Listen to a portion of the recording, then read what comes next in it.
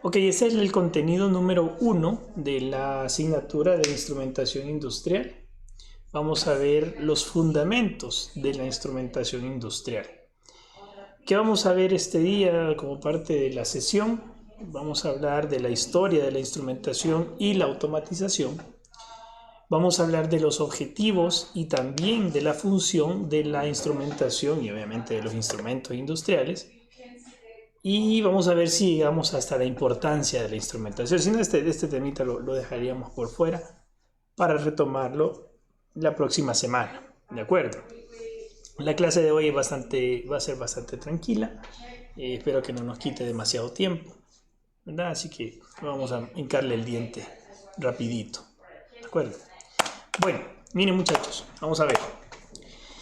Pues obviamente hoy en día ya nosotros no podemos pensar o nos cuesta creer que haya una industria, que exista una industria que no tenga instrumentos que puedan observar, medir, modificar o bien controlar las variables que forman parte de ella y de sus procesos. Por ejemplo, las temperaturas de trabajo, la presión de los líquidos, la presión de los gases, los niveles de almacenamiento en los tanques, entre otros. Y además, aunque existiera, pues ya hemos platicado acerca de que las necesidades creadas por los mercados tan globalizados, lo que hablábamos en la clase pasada, para obtener productos que tengan una calidad deseable, buena calidad específicamente, y en cantidad suficiente para que su precio sea competitivo, forzarían a transformar esta industria, implementando instrumentos de medición y de control. ¿Qué quiero decir con esto? Mira, aunque nosotros pudiéramos pensar que existe una industria, ojo que estamos hablando de la industria, no estamos hablando de la persona que posee un negocio, por ejemplo, de, no sé, una pupusería, por ejemplo, que hacen un producto que a lo mejor la gente que le compra a la pupusería piensa que es un producto de calidad. Aunque obviamente el proceso de fabricación de una pupusa sea el mismo, hacerla con las manos, con los ingredientes normales, ¿de acuerdo? En las condiciones que ya todos conocemos, que probablemente no sean las más salubres, pero son buenas, son ricas, ¿de acuerdo? Y pueden hacer pupusas en calidad y en cantidad y además que valgan una cora cada una. Eso es un proceso, estoy de acuerdo. Sin embargo, no son procesos industrializados.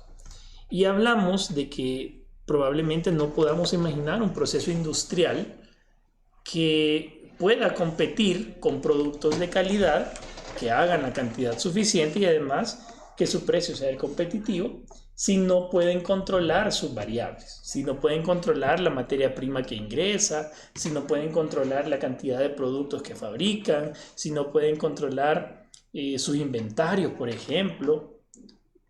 Pensando en una compañía muy conocida, la Coca-Cola, por ejemplo, la industria de la constancia aquí.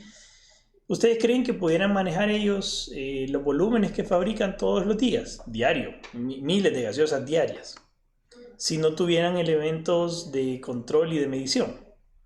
¿Ustedes creen que ellos podrían tener certeza del inventario que van despachando día con día o que pudieran fabricar si no pudieran controlar el agua que ingresa a los tanques para fabricar la coca? No, ¿verdad? Es muy difícil.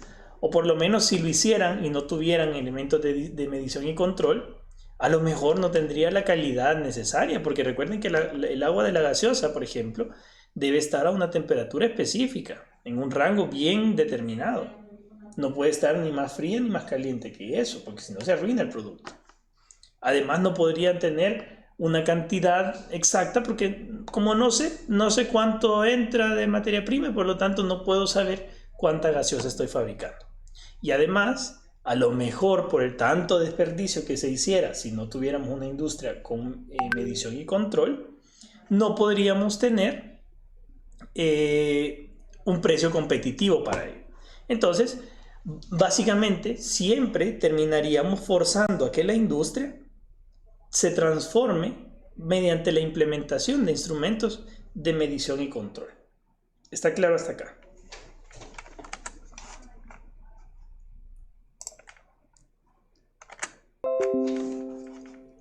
¿Estamos claros?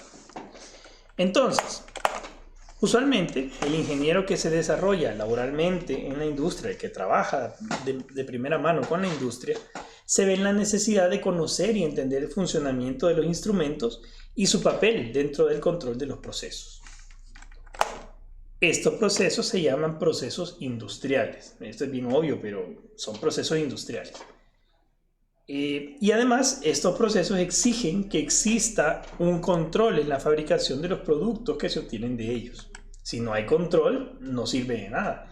Y hay que recordar una máxima que decían por ahí: lo que no se puede medir, no se puede controlar. Y lo que no se puede controlar, no se puede mejorar. ¿De acuerdo? Hay que acordarnos de esta máxima y esta es lo que vamos a usar siempre. Lo que no se puede medir, no se puede controlar. Y si no se puede controlar, no se puede mejorar. Los procesos industriales son muy variados. Aquí los ingenieros industriales pues no me dejarán mentir. Abarcan muchísimos tipos de productos, ¿no? Alimenticios, cerámicos, energéticos, textiles, térmicos, o hablamos de papel, bebida, tecnología, una computadora, una luminaria. Muchísimos productos que se fabrican a diario en todo el mundo. Muchas industrias producen varios productos a la vez. Y en todos estos procesos nosotros necesitamos controlar y mantener constantes algunas variables, como la presión, el caudal, el nivel, la temperatura, como hablábamos con la industria de la gaseosa, el pH, por ejemplo, la conductividad, la velocidad y la humedad, entre otros, por supuesto. Los instrumentos de medición y control permiten que nosotros podamos mantener y además regular los parámetros en las condiciones idóneas, más idóneas incluso que las que el operador humano podría realizar. ¿Qué quiero decir con esto? Que vamos a sustituir a la persona que realizaba anteriormente la medición. ¿Ustedes qué piensan? Bueno, ya los de eléctrica, que vemos una materia completa de automatización, están exentos ahorita de esta pregunta, pero todos los demás, ¿ustedes qué piensan? Cuando automatizamos un proceso, cuando instalamos cosas que son automáticas en un proceso, en un procedimiento, en una industria en general, ¿ustedes creen que se sustituyen los trabajos?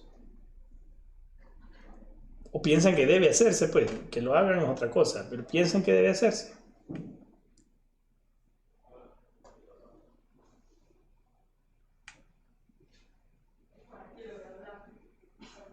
Muchachos.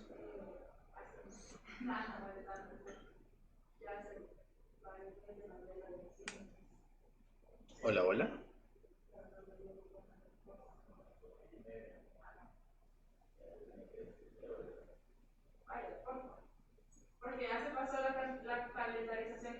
Hola, hola.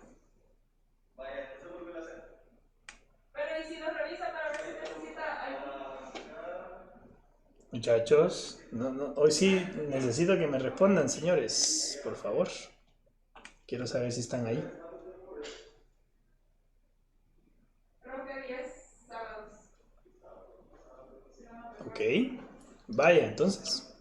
Y la respuesta. Yo no te escucho, Mario.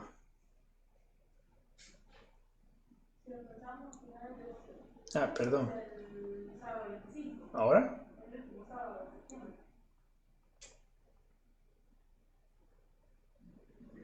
Vale, ok. Entonces, la pregunta: ¿ustedes piensan que mediante la automatización, mediante la implementación de sistemas automáticos, ya sea las mismas maquinarias o los sistemas de medición y control, los puestos de trabajo deban sustituirse, deban sustituir al personal que trabaja ahí? ¿Por ahí alguien abre el micrófono? Ajá. Hola, ingeniero. Hola, dale, Mario. Sí, dale. Sí, bueno, en realidad que deba hacerse así, no creo, Ok. porque es siempre la destreza humana la que le da otro realce a la calidad que un producto pueda tener. Ok. Pero sí soy de pensar que también las tecnologías o el innovar un poco en ciertos procesos eh, son una mejor apuesta a que tal vez lo haga una persona. Ok.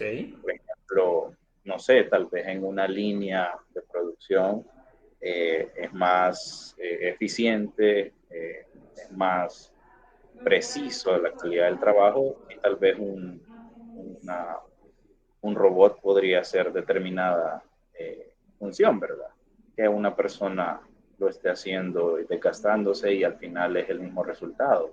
Claro, Entonces, siento que también depende mucho del proceso y del producto del cual se esté analizando, pues, porque no cualquier cosa podría sustituirse por, por algo automático, correcto. es mi opinión. Ok. Gracias, Mario. ¿Quién más? ¿Quién apoya o quién está totalmente en contra del compañero Mario por ahí? ¿Alguien que quiera opinar?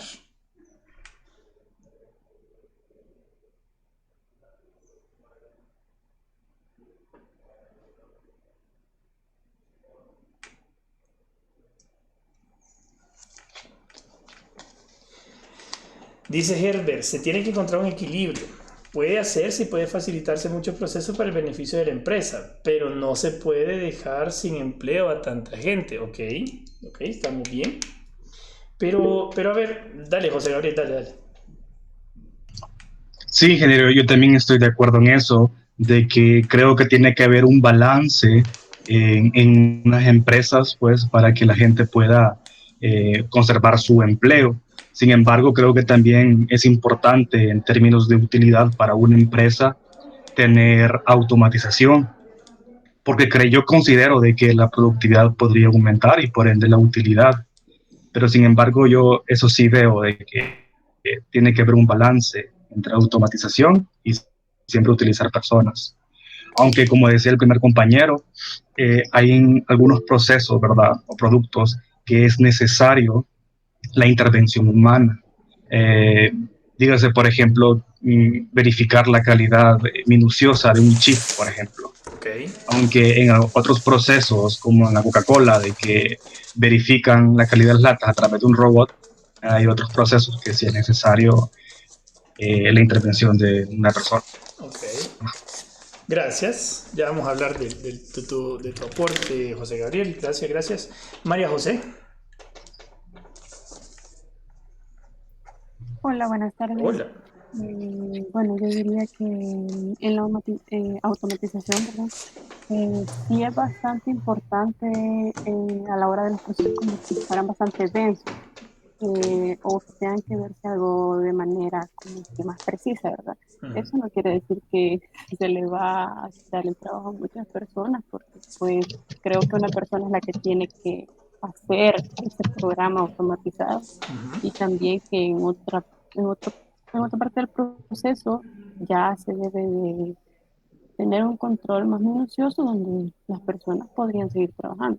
Claro. Eso es lo que yo opino. Ok. Gracias, María José. Nelson. Hola, buenas.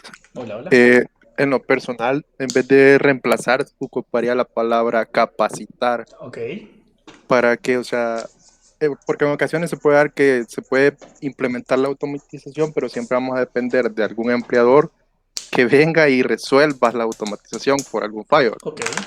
O que también no se puede sustituir de golpe porque la experiencia que ya tiene como trabajador no la podemos como implementar o automatizarla, o sea, eso es como que resuelvan el instante en base a su experiencia. Ok. Gracias. Pablo. También que se necesitan como tal operarios, ¿verdad? Que estén, valga la redundancia, operando a la máquina automatizada. Ujú. Entonces no solamente es que se despidan a todos, ¿verdad? Como tal, porque también en su gran mayoría se necesitan operarios. Ok. Bueno, pues sí, la verdad es que qué bueno que piensan así, me parece bien porque van a ser buenos jefes, buenos dueños de compañías industriales en el futuro. Miren, fíjense que hay una percepción bien extraña cuando a la gente le dicen que van a automatizar sus áreas. Y yo creo que el miedo es completamente fundamentado, pues no es algo que está lejos de que cualquier persona lo piense. Cuando ustedes están trabajando, ya me dirán más adelante en algún momento de su vida, a lo mejor y escuchan que van a automatizar algún proceso del que realiza alguien dentro de la empresa. Y siempre hay quienes pues se autogeneran y generan miedo a los compañeros. Dicen, no, que me van a sustituir, es que yo ya me voy de la empresa y que no sé qué y que no sé cuánto. Y pasa, eso es algo verídico. No crean que queda solo en los libros o en experiencias de mentira, pues. Realmente pasa, la gente tiene mucho miedo de que la automatización venga y le sustituya sus trabajos. Pero como decía por ahí Nelson, creo, hablaba de la capacitación del personal. Lo que se busca con la automatización de los procesos, de los dispositivos, de las maquinarias, no es quitar al personal, sino que el personal, así como decía Mario también, deje de hacer labores que son repetitivas, extenuantes, estresantes o inseguras para pasar a cargos o a tareas más de supervisión que no requieren estar metido todo el tiempo dentro de la planta. Esto genera que pues, obviamente la persona se sienta mejor, se supere personalmente, salarialmente también, o hablando de la parte de seguridad, que no esté expuesto a condiciones o a situaciones inseguras dentro de la empresa.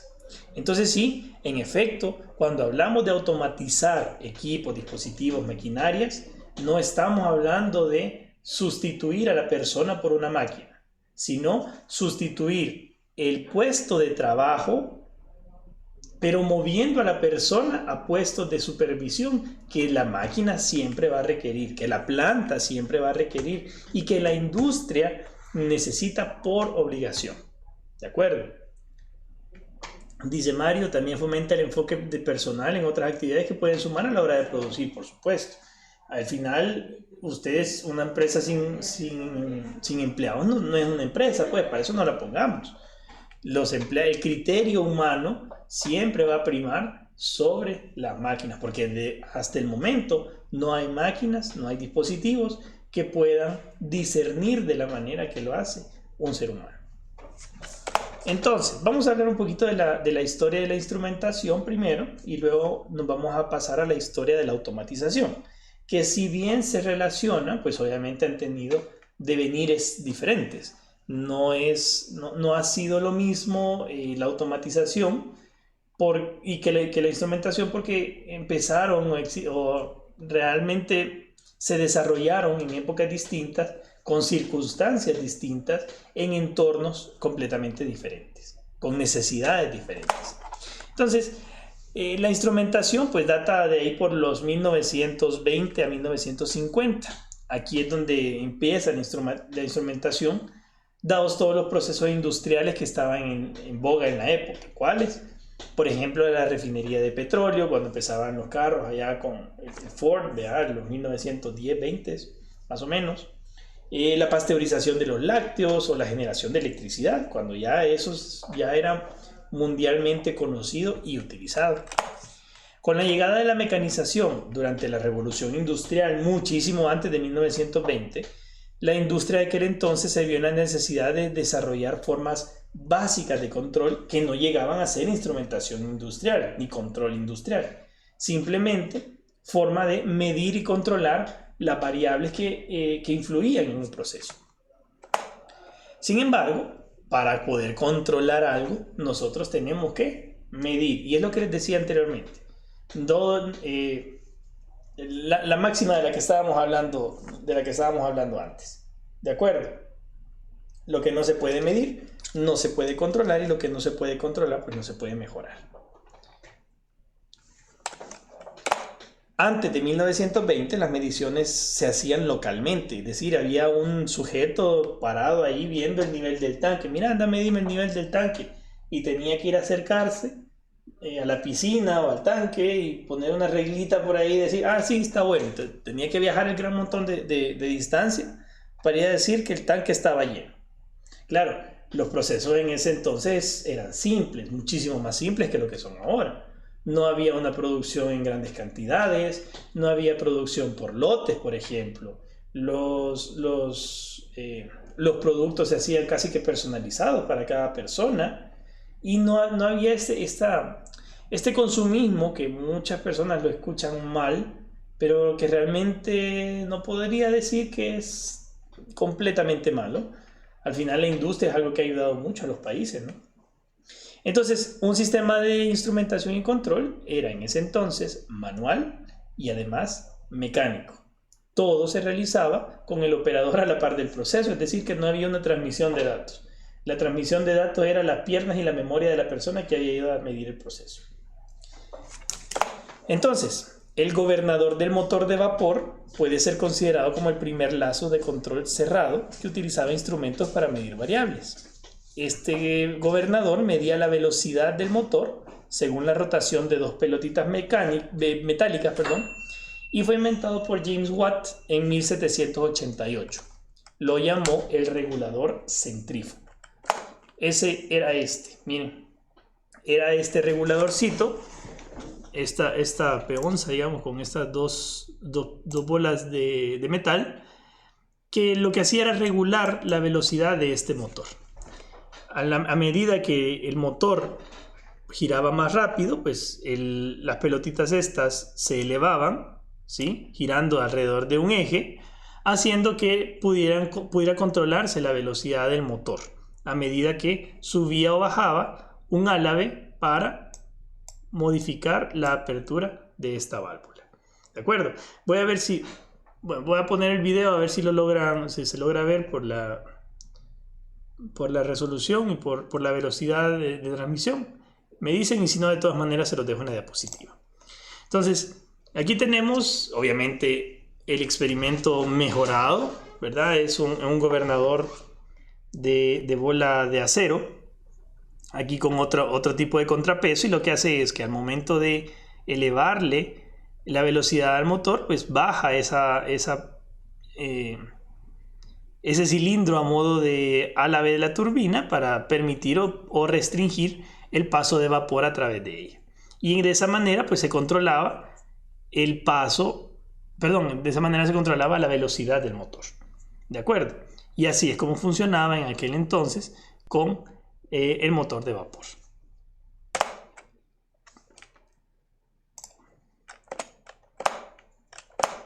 Como no había métodos formales ni modelos matemáticos para el control de las variables, se hacía uso de los métodos de ensayo, de prueba y error. Entre 1930 y 1940, los sistemas de medición y control se volvieron más confiables. Se desarrollaron los primeros servomecanismos. ¿Quién me dice que es un servomecanismo?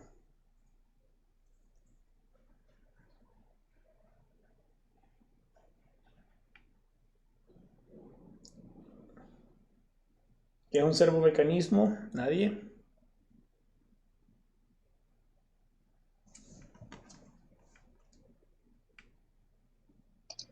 Según Internet, dice, un servomecanismo es un sistema formado de partes mecánicas y electrónicas que en ocasiones son usadas en robots.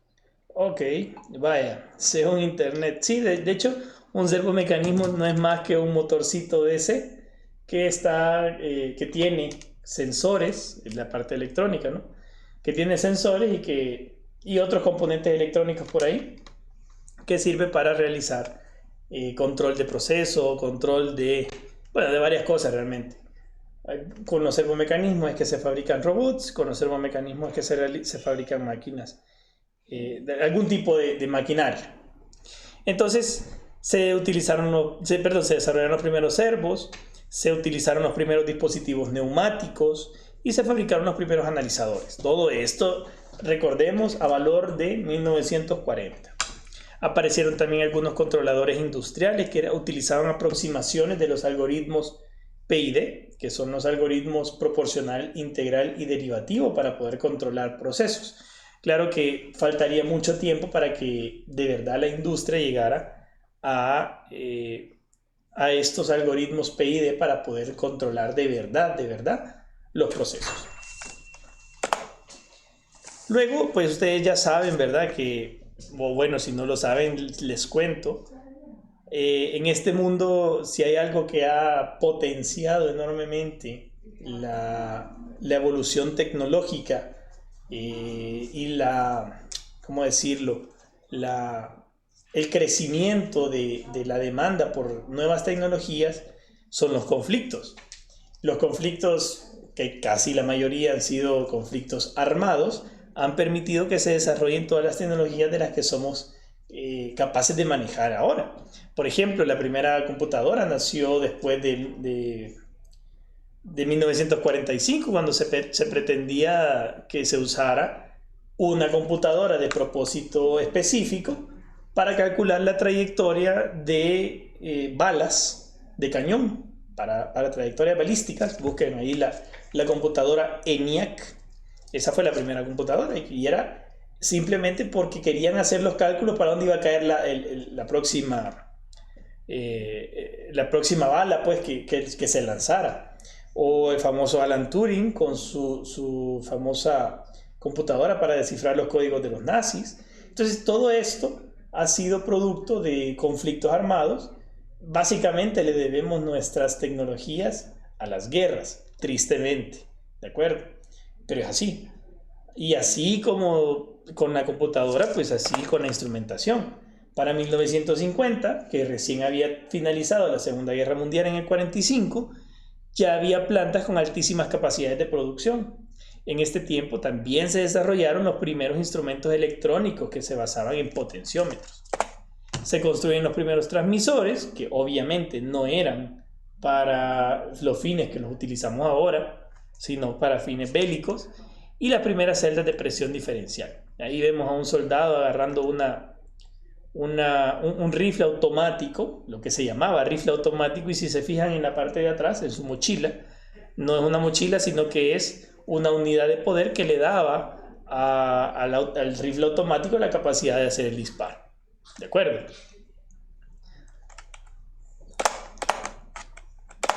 En los inicios de la era industrial, que fue marcada por la revolución industrial, la operación de procesos se realizaba con control manual de variables. Eso es lo que ya hablábamos. Se utilizaban instrumentos simples, que son los abuelitos de los dispositivos actuales, por ejemplo, los manómetros, los termómetros o las válvulas manuales. Y la gradual complejidad con que los procesos han ido evolucionando a través del tiempo, pues ha exigido que exista automatización progresiva y que se haga medición y control proporcional, ¿no? Proporcional en el sentido de, a medida que iba avanzando la complejidad de los procesos, pues también necesitábamos una medición y un control de las variables de estos procesos.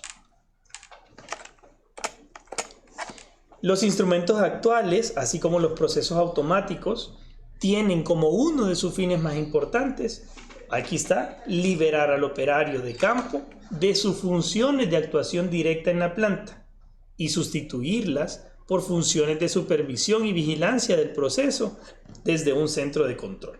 ¿De acuerdo? Siendo que el centro de control puede ser una oficina cerca de la planta, una oficina lejos de la planta, desde la misma casa. Ahora ya podemos controlar procesos completos desde un celular, desde una tablet, desde una laptop con conexión a internet. Eso, y a ustedes ni siquiera les extraña. Probablemente nunca han visto un proceso controlado desde un celular, pero saben que existe, o por lo menos no van a pensar que es una idea súper descabellada de tenerlo en una industria, ¿no?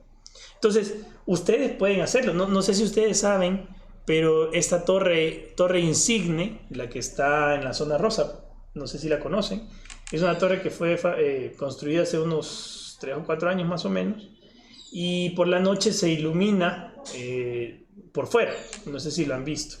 Si pasan por algún día por la zona rosa, pues ahí ven que es una torre que tiene forma de X, que se ilumina en la noche, su borde, sus ventanas se iluminan. Y saben que este tipo de control se ideó para que se pudiera controlar desde otro país. Y nosotros tenemos la tecnología que nos permite controlar esa iluminación desde otro país. Entonces, son cosas que pues, ya no están tan descabelladas, ya no pensamos que son tan de otro mundo, sino que las tenemos ahora. Entonces, la idea de los procesos automáticos es liberar al operario de funciones que puedan ser peligrosas o que puedan ser extenuantes para el operario dentro de la planta, y elevarlo a posiciones de supervisión y vigilancia, ¿sí? Gracias a los instrumentos también ha sido posible fabricar productos más complejos, con mejores y más estables condiciones de calidad y con características que a un operario le serían muy difíciles de conseguir utilizando únicamente el control manual. Ok, claro con la instrumentación, ¿cierto? Ya hicimos todo el devenir desde los años 20 hasta cómo estamos ahora. Ahora tenemos instrumentos que se pueden controlar desde cualquier lugar casi del mundo, pues, mientras tengamos una conexión a internet y algo que se comunique con ellos, ¿sí? Y que obviamente no iniciaron así, iniciaron desde un control bien mecánico, ¿de acuerdo? Pero y eso va a seguir evolucionando, pues nosotros vamos a tener instrumentos que van a ir aumentando en uso de tecnologías y habilidades del ser humano para poder manejarlos, programarlos e instalarlos. Pero ahora vamos a hablar un poco de la historia de la automatización, que como les decía al inicio, son dos cosas que se desarrollaron de manera o en épocas similares, pero bajo condiciones o necesidades distintas. Hoy en día nosotros estamos muy acostumbrados a escuchar un desarrollo o un invento nuevo casi a diario. Vayan a buscar cualquier diario, cualquier periódico virtual y inventan no sé qué, desarrollan no sé qué, descubren a saber qué cosa. Todos los días hay una o más cosas nuevas que están desarrollando, fabricando, construyendo, ¿de acuerdo? Que, bueno, ustedes saben, la tecnología ha sido súper bondadosa con nosotros. Con una cosita de tecnología que se descubra, pues ya al siguiente día pues ya se pueden descubrir otras dos cosas utilizando esa misma tecnología. Entonces, nuevas maquinarias que facilitan procesos productivos o que agilizan trabajos o que simplemente las percibimos como que mejoran nuestra calidad de vida son creadas y mejoradas constantemente. Esta evolución histórica viene de muy atrás. La creación de maquinaria automatizada obviamente no es nueva, e incluso las máquinas como herramientas que facilitan procesos fueron inventadas hace muchísimo tiempo. Entonces la pregunta es, ¿ustedes qué me dicen? ¿Desde cuándo automatizamos? ¿Desde cuándo nosotros tenemos instrumentos? ¿Quién me quiere ayudar con esto? Así, pensando, ¿desde cuándo creen ustedes que hay automatización?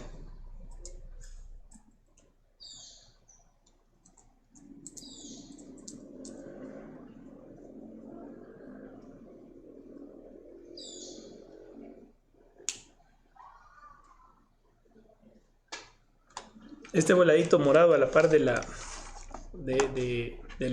líneas significa que estoy llamando la atención para que me contesten alguna pregunta. Ajá. Desde que la demanda superó la oferta productiva. Fíjate que no está tan descabellada tu respuesta si se aplica correctamente, pero me tendrías que dar un contexto. ¿En qué sentido cuando la demanda superó la oferta? Tal vez me refería al hecho de que cuando en algún momento, quizás en la época que iniciaba la era industrial, Ajá. Empezaron a darse cuenta que la cantidad de productos, digámoslo así, que necesitaban generar o fabricar, no era posible hacerlo por un humano, digamos, Okay. o por algún proceso manejado por una persona. Okay. Quizás desde ese momento fue como que se buscaron alternativas más automáticas, más mecánicas o mecanizadas que pudieran hacerlo de una forma más eficiente, pienso. No sé. Ok, chivo, gracias. Dale, José Gabriel.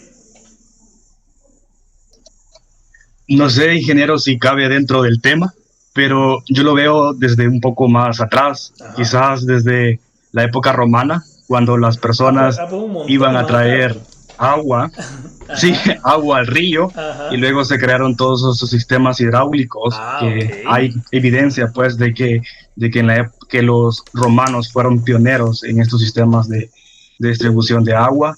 También yo lo podría ver quizás en época medieval con los molinos de viento. Ok. No sé, yo lo veo desde hace mucho, ¿verdad? No sé si cabe dentro del ejemplo o sería siempre dentro de la industria. No, claro. Ahí dice desde cuándo automatizamos. Está bien, gracias. Nelson.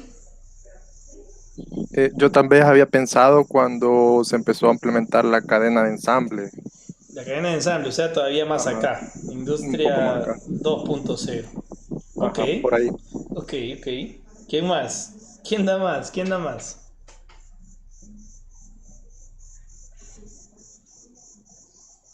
Bueno, miren, fíjense que en efecto es bien allá atrás, como decía José Gabriel, bien allá atrás. Nosotros tendemos a pensar que la automatización únicamente es la automatización industrial, pero si nosotros hablamos en el sentido estricto de la automatización se define como la aplicación de automatismos a la vida, nada más. Así es como se define automatización. Si ustedes van a buscar la definición de automatización y de automatismo en el diccionario de la Real Academia Española, pues bueno, yo les sugiero que vayan a buscarlo. Van a ver que la definición de automatización dice aplicación de máquinas o procedimientos automáticos, conversión de un movimiento corporal o de un acto mental en un acto automático o involuntario.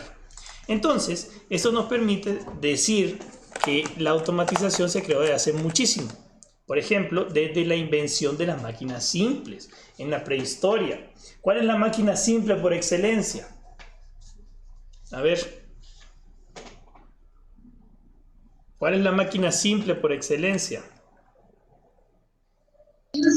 Quizás la rueda. Exactamente, la rueda es una máquina que utilizaron en la prehistoria para que nosotros pudiéramos, para que la gente en ese entonces pudiera realizar un trabajo más fácilmente, de una manera, entre comillas, obviamente, automática.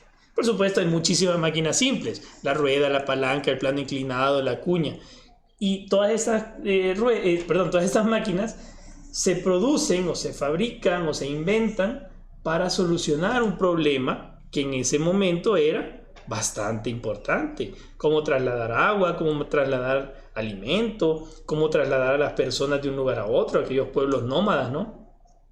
Cosas que requerían que las personas cargaran con mucho peso y a lo mejor no podían hacerlo tanto. Probablemente no estábamos igual de erguidos como estamos ahora, el Homo sapiens, ¿no? Entonces necesitaron en ese momento solucionar sus problemas de una manera, otra vez, entre comillas, automática. Los egipcios, por ejemplo, operaban brazos metálicos instalados en las estatuas de los dioses, y los griegos utilizaban mecanismos avanzados, utilizando aire o agua para fascinar a sus creyentes. Y por eso es que yo le decía a Mario que la respuesta de que la demanda supera la oferta productiva, en eso estoy totalmente de acuerdo, solamente que no lo apliquemos a las industrias actuales. Apliquémoslo a la vida de los griegos o a la vida de los egipcios, que estábamos hablando de los dioses. ¿Por qué? Porque la oferta que tenía el egipcio, el sacerdote egipcio, no era tanta como para convencer al montón de creyentes o de fieles de la religión egipcia, si no veía un milagro. Y la manera rápida de hacer un milagro en aquella época era automatizar a sus dioses, ¿o no? Utilizar esas máquinas simples de las que estamos hablando, valerse de elementos naturales como el fuego y el viento, para fabricar mecanismos automáticos, entre comillas, para fascinar a la gente. Váyanse a ver las puertas es algo que hacían los griegos, que calentaban agua, creo, me parece. Calentaban agua que no podían verla, con una llama que no se podía ver, que permitía que se abriera una puerta de manera automática cuando alguien quería fascinarlos ahí en la antigua Grecia, ¿no? Y eso ya lo veían como milagros que podían hacer. Tiempo después, la invención de mecanismos de reloj permitió realizar acciones mecánicas repetitivas más pequeñas. Las innovaciones técnicas, que fueron constantes y recurrentes, aunque menos que en la actualidad, permitieron la facilitación del trabajo físico y el aumento de la riqueza. Como decía José Gabriel, los molinos de viento representaron una innovación importante en los pueblos y en las ciudades, ya que su mecanización no solo permitía que se molieran granos, sino que también se bombeara agua de los pozos para el riego. Mira cómo le has pegado a la respuesta, dicho. Excelente.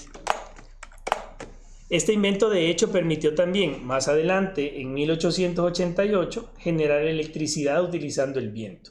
Y es un evento que hasta el día de hoy nosotros seguimos utilizando y sacándole provecho. De hecho, desde entonces, el molino de viento como generador de electricidad se ha visto muy influenciado por las hélices de los aviones para mejorar su funcionamiento y hacerlo más eficiente. Y aquí tenemos, miren, aquí empezó el molino de viento como una forma de divertir.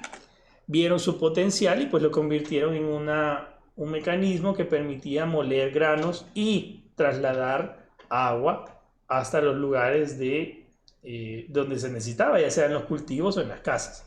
La misma fuerza del agua que ya estaba yéndose para una ciudad o para un pueblo hacía que se pudieran moler los granos. Después, ese mismo mecanismo se utilizó para generar electricidad a pequeña escala. Esto, me imagino que ustedes han visto esta estructura en las caricaturas o en algo así, donde se genera para una casita mediante una torre de molino de viento. Y finalmente, esa misma estructura, ese mismo mecanismo, ese mismo funcionamiento se ha utilizado para la generación de electricidad a gran escala. De hecho, no sé si sabían ustedes, pero el año pasado se inauguró la primera planta de energía eólica aquí en el país, en Metapán. Si algún día tienen la oportunidad de ir a verla, pues sería bueno que se den una vuelta por allá. Es bien interesante, y son bien impresionantes estos molinos. Dicho sea de paso, los molinos aquí en El Salvador tienen la mayor envergadura que todos los de Centroamérica. Así que es algo por lo que estar orgullosos también. Entonces, ven que, pues sí, hay cosas ahí dentro de la historia de la automatización que nosotros las damos por sentadas, pero que han tenido un devenir bastante importante en el desarrollo de la humanidad. Entonces, a partir de la máquina de vapor, los procesos de la industria dejaron de representar una dificultad constante y pasaron a significar una oportunidad para que la gente pudiera dedicarse a otras áreas de trabajo. La mecanización de los procesos dio paso a poder inventar la electricidad y la combinación de ambas a producir en masa, que es parte fundamental de la industrialización.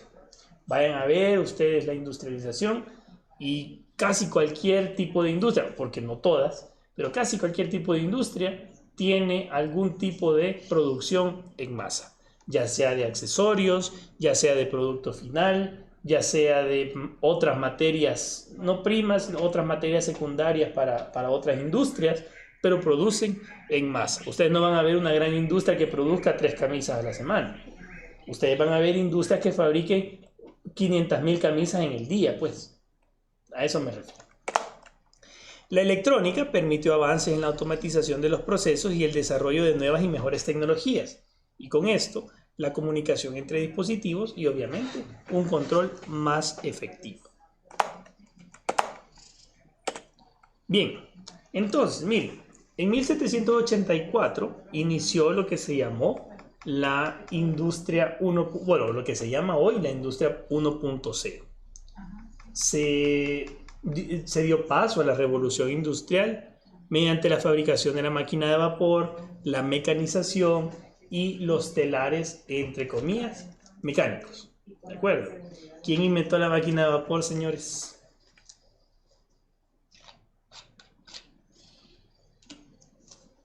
Creo que es James Watt. James Watt también inventó la máquina de vapor y a quien le debemos las unidades de potencia en el sistema internacional.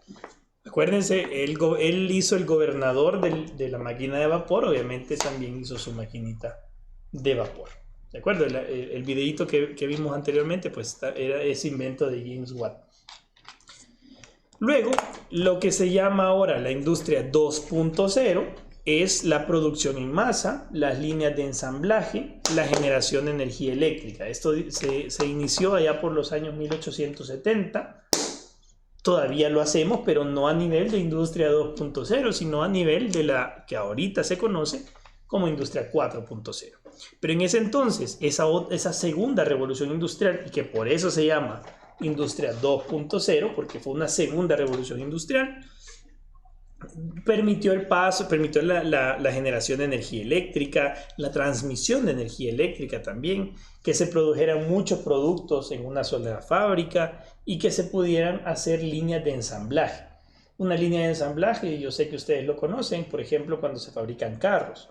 Hay una zona que fabrica la puerta, una zona que fabrica el chasis, una zona que fabrica el tablero, y una zona que la ensambla todo. Esas son sin líneas de ensamblaje. Luego, la industria 3.0, que como ya leímos por ahí, es la era de la automatización industrial, cuando se crearon las computadoras y los dispositivos electrónicos allá por 1969, no hace mucho tiempo. En la industria 3.0 pues dio paso a que se pudieran controlar los procesos de la industria 2.0 a través de dispositivos que en ese momento tal vez no eran portátiles, tal vez no se comunicaban de manera remota, pero fue un gran avance poder ya tener dispositivos electrónicos que midieran, que controlaran, que pudieran realizar trabajos, que pudieran programarse, ¿de acuerdo? Que pudieran leerse, de los cuales pudieran obtener información. Y finalmente, por ahí creo que José Gabriel me dijo en la clase pasada que le interesaba mucho la parte de la industria 4.0. ¿Y qué es la industria 4.0? Todos tienen ese gran enigma cuando, que la industria 4.0. Pero es que la industria 4.0 es lo que vivimos nosotros ahorita. Nosotros estamos realizando industria educativa en industria 4.0. ¿Por qué? Porque es la era de los sistemas interconectados. Todos tenemos, yo aquí por lo menos tengo 2 computadoras, mi celular y la tablet y mi reloj. Y estoy conectado de todas formas. Y ustedes tendrán su computadora, su celular, una tablet, el tele mismo, y ahora ya es un dispositivo de interconectividad, ¿de acuerdo?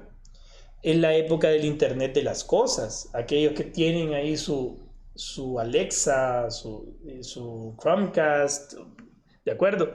Las redes y los protocolos de comunicación. Cuando ustedes van a una oficina, ya todo eso es redes de comunicación, pues.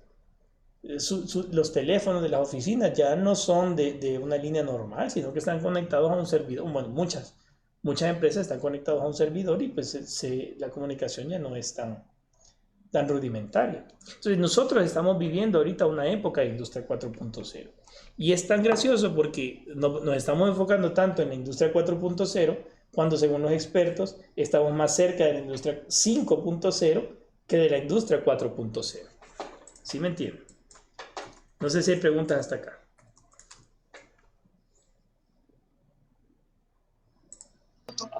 ¿Cuál es la industria 5.0? La industria 5.0 es la nueva revolución tecnológica que el enfoque, mejor dicho, es transformar los sectores industriales utilizando el Internet de las cosas para poder hacer colaboración entre humanos y máquinas. ¿De acuerdo?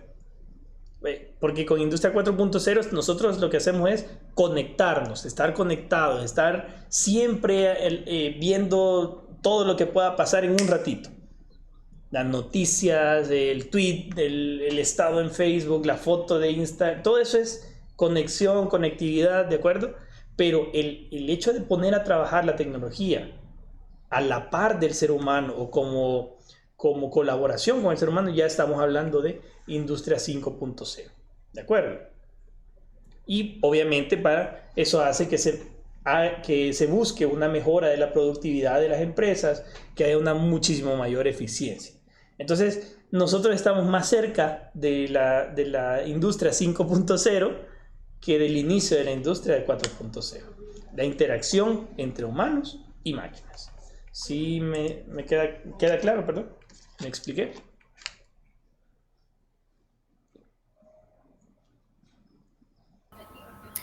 ¿Y la impresión 3D entra entonces en la industria 5.0? Excelente pregunta. Ya vamos a llegar a eso. Ya vamos a llegar a eso. Pero entra en la industria 4.0. Porque... Yo creo de que en la industria 5.0 podría caber la inteligencia artificial. Así es, la inteligencia artificial es para donde vamos en la industria 5.0.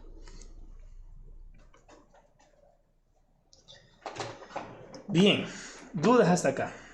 Uy, ya se me comí el tiempo ustedes. Bueno, vamos a seguir. Esperen. Voy a acelerar un poquito para sacarlos temprano.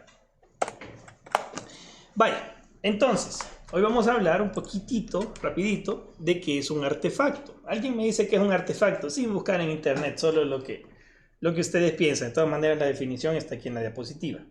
¿Pero qué piensan que es un artefacto?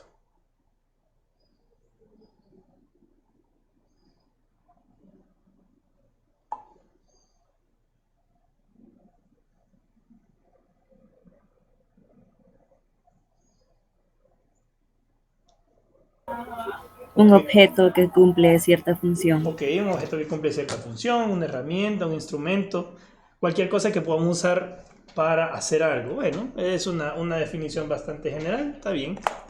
Miren, los artefactos sí son objetos que están formados por piezas que se fabrican para fines determinados. De hecho, la definición misma de artefacto es bien general porque hay que ponerle siempre el apellido. Usted puede hablar de un artefacto electrónico, puede hablar de un artefacto industrial, puede hablar de un artefacto robótico, etcétera, etcétera, etcétera. Entonces pueden realizar funciones específicas según su forma, tamaño, diseño y cualquier otra característica física. Un artefacto no está restringido al mundo de hoy, ni tampoco al desarrollo de la tecnología. Sin embargo, si usted combina varios artefactos o su implementación en aplicaciones distintas, sí pueden modificar la tecnología y el desarrollo de una sociedad o de una industria.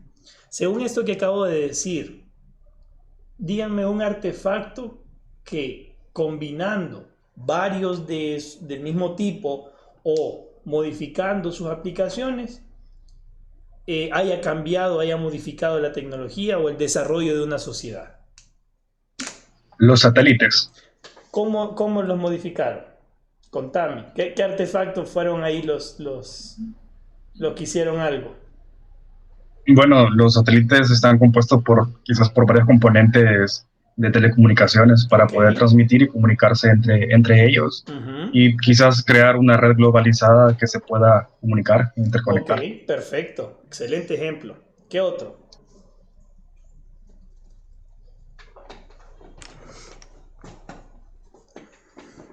¿Qué otro? Pueden irse lo más elevado posible o también lo más básico posible.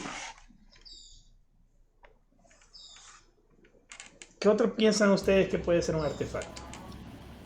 No sé si entra ahí, pero también puede ser el descubrimiento o la creación de los transistores. Ok, ¿y qué logramos con los transistores, Víctor? Por ahí Gabriela te está dando una pista, mira. Sí, se logró un avance mejor de la tecnología porque antes se ocupaban válvulas que no tenían tanta eficiencia como los transistores hoy en día. Ok. De hecho no se llaman válvulas, se llaman tubos de vacío, pero sí, entiendo el ejemplo. Sí, de hecho los transistores, que fue la revolución digital, la revolución electrónica,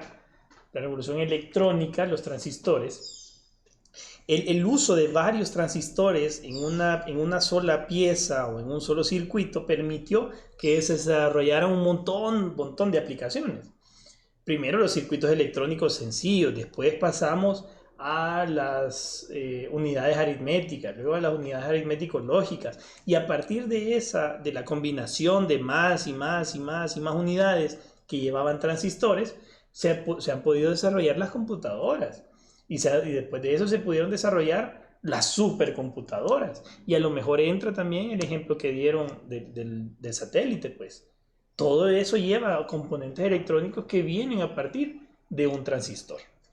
Lástima ahí los que no son de eléctrica, que se pierden de esta emocionante rama de estudio de los transistores, pero sí, es básicamente la intención de los artefactos. Pero hablando, digamos, un poco más a lo básico, como les decía, se pueden ir lo más arriba o lo más bajo posible, yo les puedo dar dos ejemplos sencillos. La rueda otra vez es un artefacto cuyo diseño, mecanismo, proceso, funcionamiento combinado ha modificado completamente lo que somos ahora. Probablemente la primera rueda sirvió para transportar comida o algún animal muerto o las herramientas de los que iban, de los que la fabricaron. Pero ahora la rueda la utilizamos para otro montón de cosas. O el mismo, de hecho, la rueda formó o con base en la rueda se han diseñado otros elementos. Ya vamos a hablar de eso. O hablando de la iluminación, por ejemplo. La iluminación inició, o antes se iluminaba con fuego, ni la candela, pues se quemaba algo para producir fuego. Y eso no servía de iluminación y de calor. Luego se desarrollaron las candelas con el cebo, la cera. Pudimos iluminar de una manera, entre comillas, portátil. Luego se introdujo la electricidad y una de las principales funciones de la electricidad era iluminar. Pasamos de quemar elementos sólidos como el tungsteno de estos focos incandescentes a quemar elementos gaseosos como el flúor y otros componentes gaseosos de los bombillos fluorescentes. Y finalmente, con la combinación otra vez de los transistores, pudimos llegar a la iluminación LED.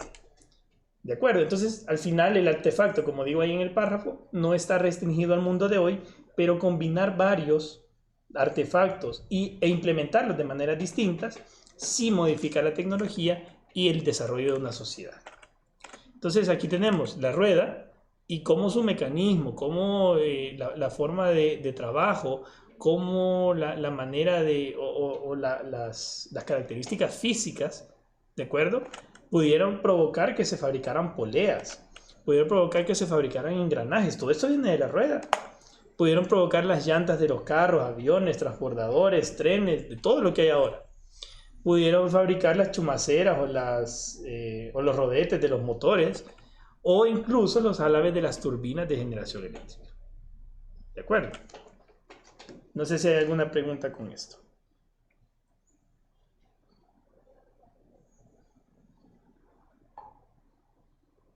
¿Estamos claros?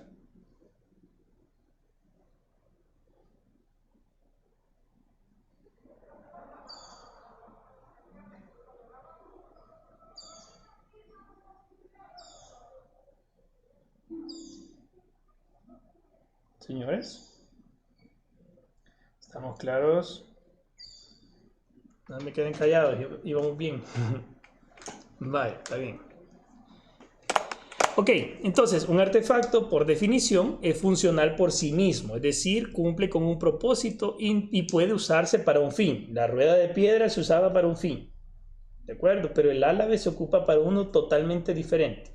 Perdón, la turbina de álabe se utiliza para uno totalmente diferente, a pesar de que uno se basa en el otro. Sin embargo, no constituye una máquina, una turbina que no esté puesta con un eje, pues no va a hacer absolutamente nada, ¿de acuerdo? Una rueda que no tenga un eje, pues no va a hacer nada absolutamente. Una candela que no se pueda encender no hace absolutamente nada, sino que forma parte de ella. En contraposición, una máquina, un aparato o un dispositivo es un conjunto de varios artefactos que están conectados mecánica o eléctricamente y que además realizan procesos y tareas. Entonces, un artefacto está formado por piezas y varios artefactos pues forman máquinas, aparatos y dispositivos. ¿Estamos claros? Ok, entonces, las aplicaciones industriales de la instrumentación van desde las cadenas de ensamblaje, tratamiento de aguas, la generación de la energía, el control del tráfico, la fundición, la industria textil, petroquímicos, sistemas de seguridad, envasado, iluminación, turbinas, generadores, la industria alimenticia, las maquinarias, el control de los procesos, la metalurgia, los cortes y un montón de cosas más que ya no me caben, pero básicamente tenemos instrumentación industrial en todos lados. El desarrollo de la industria de un país se considera como propiciador del crecimiento económico. En el sector es el sector que genera más valor añadido porque se aplican nuevas tecnologías, hay innovación, hay personal especializado y también es el sector que genera o que aporta mayores retribuciones a los trabajadores. De hecho, en El Salvador, la industria representa alrededor del 17% del PIB y generan más del 23% del empleo formal, siendo una de las principales actividades productivas del país. A medida que la industria avanza, también lo hace la economía salvadoreña. Y no pensemos solo en salvadoreño. A medida que la industria avanza, así avanza la economía de los países. Claro que tendrá sus contrapartes, ¿no? La industria, por supuesto, genera contaminación, genera inestabilidad, corrupción, etcétera, etcétera. Hay un montón de cosas malas. Estoy totalmente de acuerdo. Pero no vamos a negar que el crecimiento económico está ligado fuertemente al crecimiento de la industria de un país. De hecho, en el 2017 el crecimiento económico del país fue del 2.3%, mientras que la industria creció un 3.4%. Esto en ventas, en infraestructura, en exportaciones, etc. En El Salvador, en 2019, las industrias más importantes en términos de exportación, según la ASI, fueron, por ejemplo, Hanesbrands como mayor exportador industrial, ABX como la empresa más dinámica, el principal exportador a la región centroamericana fue Kimberly-Clark, de textiles y confección, Hanesbrands otra vez, de bebidas fue Lipsmart, que es lo de la Pepsi, los alimentos del grupo Calvo, del atún, de plásticos termoencogibles, de papel, cartón y artes gráficas otra vez la Kimberly-Clark, de farmacéuticos los laboratorios Vijosa, de la metalmecánica, de la industria metalmecánica Galvaniza, de muebles Indufón, las camas, y el calzado Duramás, que si no me equivoco, este no es Adoc es Caricia. Ya voy a averiguar quién es Duramás. Y el banco que más apoya a la industria es el Banco Agrícola. Entonces, miren que todos estos indicadores, pues aquí se conocen y tenemos revistas y tenemos instituciones que lo van divulgando. Entonces, sí, miren, la industria 4.0 se basa en 9 pilares fundamentales. Por ahí me preguntó. Fátima, ¿verdad? Creo que Fátima fue la que me preguntó. Sí, Fátima. ¿Qué incluye en la industria 4.0? Y me preguntaba si la parte de la impresión 3D está incluida en la 5.0 o en la 4.0. Miren, en la industria 4.0 tenemos 9 pilares. ¿Cuáles son? El manejo de Big Data, un montón de datos que se generan y se modifican y se cambian y se transmiten a cada segundo en el mundo, es parte de la industria 4.0. También la hiperconectividad, la integración, estar siempre conectados, tener algo electrónico a la mano con conexión a internet, o si no empezamos a hiperventilar que no sabemos qué hacer con nuestra vida. La manufactura aditiva, que es la impresión 3D. La ciberseguridad, una parte muy importante de los sistemas informáticos actualmente. La simulación, ojo que no hay que confundir eso con inteligencia artificial. Simular no es tener inteligencia artificial, sino poder representar procesos que no podemos hacer físicamente mediante dispositivos electrónicos. La computación en la nube, dígame quién no tiene ahorita un acceso con algo en la nube, ya sea servicios de documentos o de almacenamiento. Realidad aumentada, que no es inteligencia artificial, ¿no? Realidad aumentada, tener experiencias cercanas a la realidad, pero que no están en la realidad, ¿no? Internet de las cosas y la autonomía de artefactos, que los elementos puedan hacer sus propios, más bien, que hagan de manera automática cosas que antes no se podían. Entonces, estos son los 9 pilares de la industria 4.0. ¿Ya? Eso es para que lo tengan por ahí presente. ¿Qué condiciones entonces impulsan a la industria 4.0? ¿Qué nos movió de la 3.0? ¿Quién me puede decir? ¿Qué condiciones? ¿Qué hizo que nos moviéramos de la industria 3.0 a la industria 4.0? ¿Qué necesidades teníamos?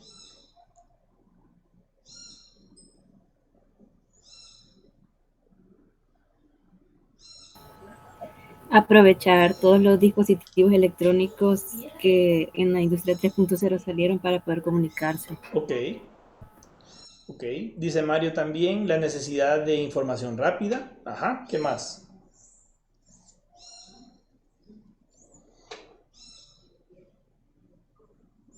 Quizás la necesidad de manipular sistemas aislados. Por ejemplo. Y quizás, pues, controlar quizás una industria a través de una computadora Ok. remotamente, Ok. La digitalización. como una máquina, Ok, podría ser. una máquina. Gracias. Andrés dice la digitalización, correcto. Vea, la necesidad de las masas y de la evolución tecnológica permite revolucionar la industria constantemente, introduciendo mejoras a los procesos, los dispositivos, las maquinarias y la tecnología en general. Necesitábamos información digital. ¿Por qué? Porque el diario ya no nos era suficiente. No nos bastaba con enterarnos de las noticias al día siguiente. Y eso que ya nosotros, nuestra generación, la suya y la mía, ha conocido los periódicos rápido, pues las noticias del día siguiente. Eso no pasaba hace 60, 70 años. Aquí los resultados del mundial, por ejemplo, me cuenta mi abuelito que los resultados del mundial los sabían 3, 4 días después de que había terminado. La automatización industrial, exactamente, como decía por ahí. Querer controlar procesos de manera remota, ya sea ahí cerquita de la planta o un poco más lejos. La fabricación inteligente, y por inteligente me refiero a que sea eficiente, ¿de acuerdo? Utilizar bien los recursos. Todo eso motivado a la industria 4.0. Y finalmente, tener siempre un cliente conectado. Entiéndase el cliente como usted, como yo, como cualquier persona que tiene acceso a información en el momento que usted lo requiera. Sea buscar la definición de una palabra, sea la noticia de algo, sea la cantidad de pasos que usted ha recorrido este día, sea no sé, ¿cómo decirlo? Bueno, la foto de su amigo que se fue para Europa. Nosotros tenemos esa necesidad de estar siempre conectados. Platicar con la gente que no tenemos acá. Imagínense que la pandemia nos hubiera quedado en medio de 1970, que ni computadoras ni nada. ¿Cómo hubiéramos hecho? Saber, nos hubiéramos vuelto locos. Entonces, la instrumentación industrial, ¿qué es? ¿A qué le llamamos instrumentación industrial? Miren, la instrumentación industrial es el grupo de equipos y dispositivos que le sirven a los ingenieros o a los técnicos para medir, convertir y registrar variables de un proceso y luego transmitirlas, evaluarlas y controlarlas según los procesos a los que estén conectados. La instrumentación industrial realiza estas acciones con el fin de optimizar los recursos de un proceso y obtener productos de calidad. La instrumentación industrial permite medir, observar, regular, transformar y asegurar las variables de un proceso productivo. Esta es la definición de instrumentación industrial que nosotros vamos a manejar a partir de este momento. ¿De acuerdo? Grupo de equipos y dispositivos que sirven para medir, convertir, registrar variables y luego transmitirlas, evaluarlas y controlarlas. ¿De acuerdo? ¿Dudas hasta acá? Ya me quedan nada más un par de diapositivas. No les puede quitar mucho tiempo más. ¿Dudas?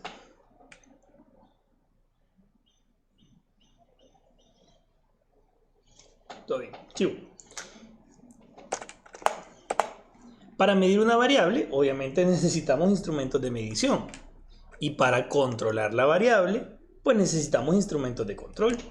Ambos tipos de instrumentos están contenidos dentro de la instrumentación industrial.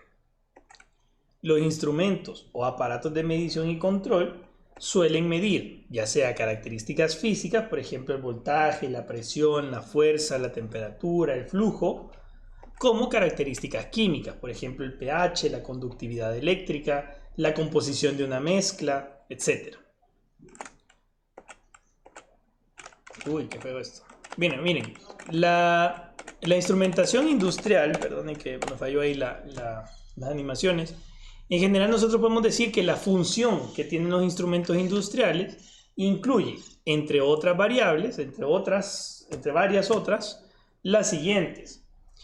Con instrumentación nosotros podemos medir variables, acondicionar variables, transmitir datos de variables, controlar, indicar magnitud, totalizar, registrar, alarmar, permitir el paso de una variable, interrumpir el paso de una variable, transmitir una señal, amplificar una señal y en general o de una manera más global, manipular una variable para que haga lo que nosotros queremos. ¿De acuerdo? ¿Qué variables son estas? Esto es lo que nosotros vamos a ver en la siguiente clase. Con todo lo enunciado anteriormente, yo puedo definir los objetivos de la instrumentación industrial. Podemos enunciarlos de la siguiente manera. Uno de los objetivos de la instrumentación industrial es el de seleccionar y aplicar los diferentes instrumentos para medir y controlar variables físicas en procesos industriales. Este es bien obvio. Los instrumentos de control y medición sirven para medir y controlar. Pero además sirve para solucionar problemas de medición, diagnóstico, control y mantenimiento en la industria. ¿Por qué es importante todo esto? Miren, porque si usted no puede medir, no puede controlar. Si usted no diagnostica, menos va a poder controlar. Y si usted no controla, no se puede mejorar. ¿Y cómo se mejora? A través del mantenimiento constante de los dispositivos que están dentro de la industria. Y ustedes como ingenieros es algo que deben tener presente. Porque cuando estén allá afuera, el ingeniero que no tenga esto, ni siquiera conceptos, estas ideas bien arraigadas de su paso por la universidad, no va a servir en los trabajos. ¿De acuerdo? Entonces, finalmente, el proceso de la instrumentación industrial abarca esto. Miren, para empezar, el instrumento de medición capta. ¿Qué es lo que capta? El cambio de una variable física, química, biológica, la que sea, una variable cualquiera. Lo capta y le dice al controlador, mira controlador, fíjate que ha pasado esto, ya no tengo agua suficiente, ¿qué vas a hacer? Entonces viene el controlador y dice, vaya, ya no tengo agua, le voy a decir a aquella válvula que se abra y al momento de decirle a aquella válvula que se abra, me tiene que hacer caso. Y se va a abrir y te va a permitir el paso del agua. Ah, vaya, le dice el instrumento de medición. Entonces el controlador decide qué es lo que va a hacer y le indica al dispositivo final de control. ¿De acuerdo? El dispositivo final de control, que en este caso va a ser una electroválvula, va a recibir la señal del controlador y va a decir, vaya, hoy me tengo que abrir para poder permitir el paso del agua y que el proceso reaccione. Por lo tanto, el dispositivo final de control influencia al proceso y el proceso reacciona. En ese momento, el agua llena el tanque, por ejemplo, y entonces el sensor o el instrumento de medición dice, hey, ya se llenó y vamos otra vez al controlador. Mira, controlador, fíjate que ya no necesito que esté abierta la válvula porque ya se llenó el tanque. Viene el controlador otra vez y le dice a la válvula, hey, apagate porque ya está lleno. La válvula se apaga. El proceso reacciona de una manera que se mantiene estable, pero está reaccionando, porque si no, se seguiría llenando, ¿cierto? Entonces, como el proceso ha reaccionado, el instrumento de medición está tranquilo hasta que ve otra brecha, otro cambio entre el valor deseado y el valor que está actualmente. Esto ha sido un poco ilustrativo de cómo funciona este proceso de instrumentación industrial, pero yo espero que con eso haya quedado claro y ya podamos platicar en otros términos en la siguiente clase. No sé si queda alguna duda hasta acá. Señores, dudas.